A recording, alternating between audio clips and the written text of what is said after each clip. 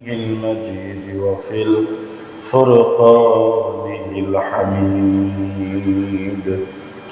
أعوذ بالله من الشيطان الرجيم. بسم الله الرحمن الرحيم. يا أيها الذين آمنوا ادخلوا في السلم كافة ولا تتبعوا خطوات الشيطان إنه لكم عدو مبين. وقال الله تعالى يا أيها الذين آمنوا اتقوا الله حق تقاته ولا تموتن إلا وأنتم مسلمون. إن الله وملائكته يصلون على النبي يا أيها الذين آمنوا صلوا عليه وسلموا تسليما. اللهم صل على سيدنا ونبينا وشفينا وحبيبنا ومولانا محمد صلى الله عليه وعلى آله وأصحابه وبارك وسلم. الحمد لله. আজকের এই হালকায় জিকির ও দোয়ার মাহফিলের সম্মানিত সভাপতি, অত্র মসজিদের সম্মানিত শ্রদ্ধেয় ইমাম জাকিরিন শাকিরিন ভাইরা, আল্লাহ রাব্বুল আলামিনের কাছে শুকরিয়া আদায় করছি যে রব্বে কারীম আমাদেরকে মাগরিবের নামাজ মসজিদে এসে জামাতের সাথে আল্লাহ আমাদেরকে নামাজ আদায় করার সুযোগ দিয়েছেন। নামাজ আনতে একটি মর্যাদা বা একটি বৈঠক, একটি মাহফিল, আল্লাহর কাছে অত্যন্ত দামি একটি মাহফিল। আল্লাহ এখানে আমাদেরকে বসার সুযোগ দিয়েছে, এজন্য সকলেই করছে আলহামদুলিল্লাহ। আল্লাহ রাব্বুল আলামিন আমাদেরকে অসংখ্য নিয়ামত দিয়েছে। কত নিয়ামত দিয়েছে আল্লাহ কোরআনে বলে দিয়েছেন, ইন তাউদ্দু নি'মাতাল্লাহি লা তুহসুহা। আমি আল্লাহ তোমাদেরকে এই পরিমাণ নিয়ামত দিয়েছি যে তোমরা পৃথিবীর শুরুলগ্ন থেকে নিয়ে পৃথিবীর শেষ অবধি পর্যন্ত যত জিন, ইনসান, ফেরেশতা যা আসছে সবাই মিলে যদি আমি আল্লাহর দেওয়া নিয়ামতগুলো তোমরা গণনা করো, লা তুহসুহা, এইটাকে তোমরা গণনা করে শেষ করতে পারবে না। সুবহানাল্লাহ। আল্লাহ আমাদেরকে যে নিয়ামত দিয়েছেন এগুলো অসংখ্য, অগণিত নিয়ামত দিয়েছেন। প্রথমত আল্লাহ আমাদেরকে নিয়ামত দিয়েছেন, আল্লাহ রাব্বুল আলামিন আমাদেরকে এই দুনিয়ায় মানুষ হিসেবে পাঠাইছেন। কে হিসেবে পাঠাইছেন ভাই? একটু আমার দিকে খেয়াল করবেন। আমি কিন্তু খুব বেশি সময় কথা বলতে পারবো না। লম্বা চড়া কথা বলা, হালকায় জিকিরে লম্বা কথা বলতে হয় না, এখানে অল্প কয়েক মিনিট কথা হবে। এই জন্য আমি আপনাদের কাছে বিনীত অনুরোধ করব যে আপনারা দয়া করে আপনাদের মনোযোগটা একটু আমার দিকেই কয়েকটা মিনিট কষ্ট করে রাখবেন। প্রথমত আল্লাহ রাব্বুল আলামিন নিয়ামত দিয়েছেন, আল্লাহ আমাদেরকে এই দুনিয়ায় মানুষ হিসেবে আল্লাহ দুনিয়ায় পাঠাইছেন। আল্লাহ চাইলে অন্য কোনো প্রাণী বানিয়েও তো পাঠাতে পারতেন, কি বলেন? পারতেন না? আর আল্লাহ যে আমাদেরকে এই দুনিয়ায় মানুষ হিসেবে পাঠালেন, আমরা কি একবারের জন্য কেউ আল্লাহর কাছে বলছিলাম যে আল্লাহ তুমি আমাদেরকে মানুষ করে পাঠাও? কেউ দরখাস্ত করছিলাম? কেউ দরখাস্ত করি নাই। বিনা দরখাস্তে আল্লাহ রাব্বুল আলামিন আমাদেরকে সৃষ্টির শ্রেষ্ঠতম জীব হিসেবে, আশরাফুল মাখলুকাত হিসেবে আল্লাহ রাব্বুল আলামিন মানুষ করে আমাদেরকে দুনিয়ায় পাঠাইছে। সুবহানাল্লাহ। মানুষ হয়েছে মানেই মানুষ বিজয়ী, মানুষ হয়েছে মানেই আল্লাহ একে বাছাই করেছে। একটা মানুষের যখন শুরু লগ্ন, আমরা সবাই এখানে জ্ঞানীগুণী মানুষ আলহামদুলিল্লাহ, এখানে অনেক শিক্ষিত জন সুধী জন এখানে আছেন, প্রিন্সিপাল আছেন, শিক্ষক মহোদয়গণ আছেন, তাদের সামনে কথা বলার মতো যোগ্যতা আমার নাই। আমি আগে আপনাদের কাছে বেদবি মাফ চাই, ভুলগুলো ক্ষমা চাই, আপনারা ক্ষমা সুন্দর দৃষ্টিতে দেখবেন। একটা মায়ের রেহেমের মধ্যে যখন শুক্রাণু ঢুকে, এই শুক্রাণুটা মিনিমাম শুক্রাণু থাকে 8 কোটি থেকে বেশি। এই 8 কোটির মধ্যে আল্লাহ রাব্বুল আলামিন সবগুলোকে বাদ দিয়ে একটা শুক্রাণু আমি মানুষ, আমাকে আল্লাহ রাব্বুল আলামিন বানিয়েছেন। সুবহানাল্লাহ। আমার আপনার মতো 750 কোটির উপরে বর্তমান পৃথিবীতে মানুষ, 750 কোটির উপরে মানুষ। এই 750 কোটি মানুষের মধ্যে আল্লাহ রাব্বুল আলামিন বাছাই করে আল্লাহ আমাদেরকে মুসলমানের ঘরে আমাদেরকে পাঠিয়েছে। সুবহানাল্লাহ।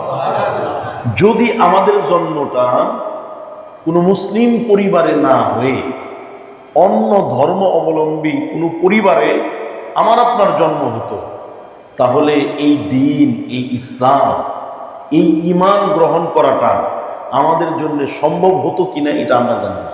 ঠিক কিনা বলে? আল্লাহ রাব্বুল আলামিন সেখান থেকে আমাদের ওই জিহাদ করা থেকে, অনেক মানুষ আছে মুসলমান হচ্ছে, ম্যাক্সিমামই তো হতে পারতেছে না, দিন থেকে দূরে, ইসলাম থেকে দূরে। কিন্তু আল্লাহ রাব্বুল আলামিন পারিবারিকভাবে একটি মুসলিম পরিবারে, মুসলিম পিতামাতার ঘরে আল্লাহ রাব্বুল আলামিন আমাদেরকে এই দুনিয়ায় পাঠিয়েছেন। সুবহানাল্লাহ। এটা আল্লাহর নিয়ামত না? নিঃসন্দেহে আল্লাহর নিয়ামত। এরপরে আল্লাহ রাব্বুল আলামিন মুসলমান করে অনেককেই তো আল্লাহ এই দুনিয়ায় পাঠিয়েছে। আল্লাহ রাব্বুল আলামিন সেই মুসলমানদের মধ্য থেকে বাছাই করে আমাদেরকে আদম আলাইহিস সালামের যুগে পাঠান নাই, নূহ আলাইহিস সালামের যুগে পাঠান নাই, ইব্রাহিম, ঈসা, মুসা, ইয়াকুব, ইব্রাহিম এই নবীদের আমলে পাঠান নাই। আল্লাহ আমাদেরকে পাঠালেন কখন? আমাদেরকে আল্লাহ পাঠালেন শ্রেষ্ঠ নবীর উম্মত করে। সুবহানাল্লাহ। যেই নবীর উম্মত হওয়ার জন্যে নবীরা পর্যন্ত আল্লাহর কাছে বলেছে যে আল্লাহ তুমি আমাদেরকে ওই নবীর উম্মত বানিয়ে পাঠাও। সুবহানাল্লাহ। কেন নবীর উম্মত বানিয়ে পাঠাও? হাসরের ময়দানে আল্লাহ রাব্বুল আলামিন শেষ নবীর উম্মতদেরকে দিয়েই জান্নাত উদ্বোধন করবেন। অন্যান্য নবীদের আগে শেষ জমানার নবীর উম্মতরা জান্নাতে প্রবেশ করাবে না। সুবহানাল্লাহ। এই নবীর উম্মত বানিয়েছেন আল্লাহ। কুরআন নামক একটি কিতাব দিয়েছেন। আল্লাহ রাব্বুল আলামিন আমাদেরকে দ্বীনের বুঝ দিয়েছেন। এইগুলো হলো আল্লাহ রাব্বুল আলামিনের পক্ষ থেকে দেওয়া স্পেশাল নিয়ামত আমাদের। সুবহানাল্লাহ। এরপরে বড় নিয়ামত এই যে আমরা বসছি, মানুষের জীবনে অন্যতম শ্রেষ্ঠ নিয়ামত হলো সময়, হায়াত। হায়াতটা হলো মানুষের জীবনের অন্যতম একটা শ্রেষ্ঠ নিয়ামত। আমার হায়াত আছে বিদায়, আমার এই বেঁচে থাকা আছে বিধায় এখনো আমি মানুষ, আমি এখানে বসতে পেরেছি। ঠিক কিনা বলেন? আমার যদি হায়াত না থাকতো আমি কোথায় থাকতাম? কবরে। আমি হায়াত না থাকলে আমি সুবহানাল্লাহ বলতে পারতাম না, নামাজ পড়তে পারতাম না, আল্লাহকে সিজদা দিতে পারতাম না। আল্লাহ রাব্বুল আলামিন এই হায়াতে আমাকে বাঁচিয়ে রাখছেন বিদায় আমি এই কাজটুকু করতে পারতেছি। মানুষের জীবনের অন্যতম শ্রেষ্ঠ নিয়ামতগুলোর মধ্যে একটা নিয়ামত তার হায়াত, তার জীবন, তার এই সময়টা। অথচ মানুষ তার এই দামি জিনিসটাই সবচেয়ে বেশি অপচয় করে। দেখেন, আমাদের যদি এই মুহূর্তে আজরাইল আলাইহিস সালাম এসে যায় কারো কাছে, যদি আমি আর আপনি আজরাইলকে বলি যে ভাই আজরাইল তুমি আসছো, আমার তো এই কাজগুলো বাকি আছে, আমাকে তুমি আর একটা দিন সময় দাও, একদিন পরে তুমি আসো। একদিন সময় পাওয়া যাবে? বলেন, সময় দেবে আমাদেরকে? দেবে না।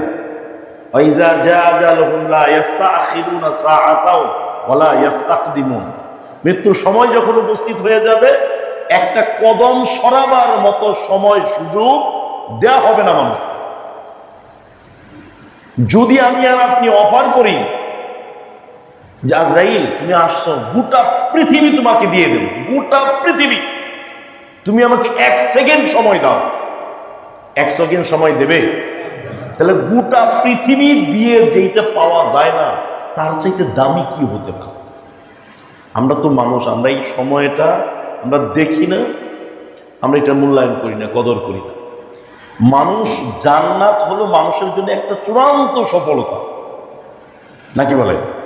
মুমিনের জন্য চূড়ান্ত একটা সফলতার জায়গা হলো জান্নাত। এই জান্নাতে যাওয়ার পরেও মানুষ একটা জিনিসের জন্য আফসোস করবে, একটা জিনিসের জন্য মানুষ আফসোস করবে। কোন জিনিস? হাদিসের মধ্যে আসছে যে মানুষ জান্নাতে যাওয়ার পরে আফসোস করবে যে সময়টুকু সে আল্লাহর স্মরণ ব্যতি রেখে কাটিয়েছিল, ওই সময়টুকুর জন্য জান্নাতে গিয়েও সে আফসোস করতে থাকবে যে আল্লাহ, আমি ওই সময়টুকু কেন বেহুদা বিভিন্ন আজে বাজে কাজের মধ্যে আমি এটাকে ব্যয় করলাম। যদি এইটা না করে আমি তোমার স্মরণে, তোমার জিকিরে, তোমার ইবাদতে, তোমার বন্দেগীতে যদি আমি এটাকে কাটাতাম, আজকে জান্নাতের ভিতরে আমার মর্যাদা বেড়ে যেত। সুবহানাল্লাহ। জান্নাতে যাওয়ার পরও মানুষ এই সময়ের জন্য আফসোস করে। এই জন্য আমরা এখনো বেঁচে আছি, এই বেঁচে থাকা সময়টুকুই আমাদেরকে কাজে লাগাতে হবে। আল্লাহ আমাদেরকে কেন এই দুনিয়ায় পাঠিয়েছিলেন? এই সময়টাকে কাজে লাগানোর জন্য আল্লাহ আমাদেরকে দুনিয়ায় পাঠিয়েছেন। আল্লাযী খালাকাল মাউতা ওয়াল হায়াতা লিয়াবলুয়াকুম আইয়ুকুম আহসানু আমালা। আল্লাহ বলেন, তোমাদের এই যে জীবন মৃত্যুর মধ্যখানে, মৃত্যু এবং জীবনের মাঝখানের যেইটুকু আমি দিয়েছি, এইটুকুকে দিয়েছি কাজে লাগানোর জন্য। আর এই কাজে লাগানোর দ্বারা প্রমাণ করতে হবে তোমাদের মধ্যে শ্রেষ্ঠকে, তোমার কার আমলটা ভালো, এইটাকে দেখার জন্য আমি আল্লাহ রাব্বুল আলামিন তোমার জীবন এবং মৃত্যুর দুইটা প্রান্ত নির্ধারণ করে আমি আল্লাহ তোমাকে দুনিয়ায় পাঠিয়েছি। সুবহানাল্লাহ। এই সময়টাকে কাজে লাগানোর জন্য নবীজি হাদিসে বলেন, আর দুনিয়া ও মাজরাতুল আখিরাহ, এই দুনিয়াটা হলো তোমার আখিরাতের জন্য একটা শস্যক্ষেত। এই হায়াতটায় তুমি এই দুনিয়ায় যা কিছু রোপণ করবা, আখিরাতের শস্যক্ষেত, আখিরাতের ময়দানে গিয়ে ঠিক সেই জিনিসটাই তুমি উত্তোলন করতে পারো। আমরা ক্ষেতের ভিতরে যেই ফসলটা লাগাই, ওইটাই কিন্তু আমরা আশা করি। কেউ ধান লাগিয়ে আশা করে না যে আমি ক্ষেত থেকে গম পাবো, এটা কি কেউ আশা করে?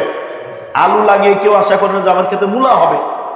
সিম লাগিয়ে কেউ আশা করে না যে আমার ক্ষেতে কপি ধরবে, এটা কিন্তু কেউ আশা করে। আল্লাহর নবী বলে দিয়েছেন যে এই দুনিয়াটা হলো তোমার আখিরাতের জন্য একটা শস্যক্ষেত।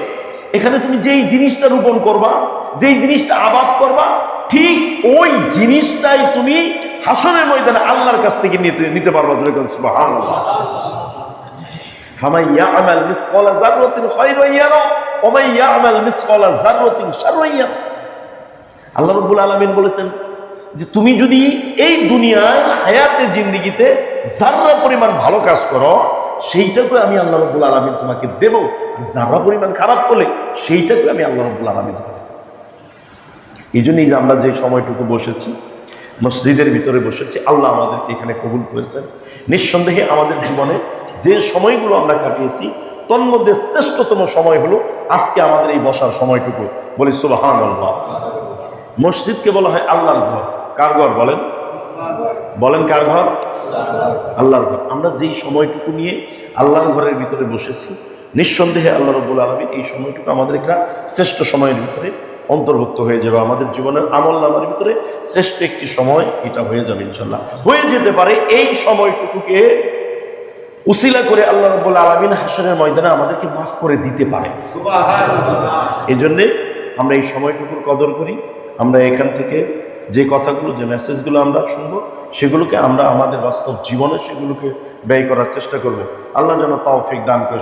আমিন। আমি আপনাদের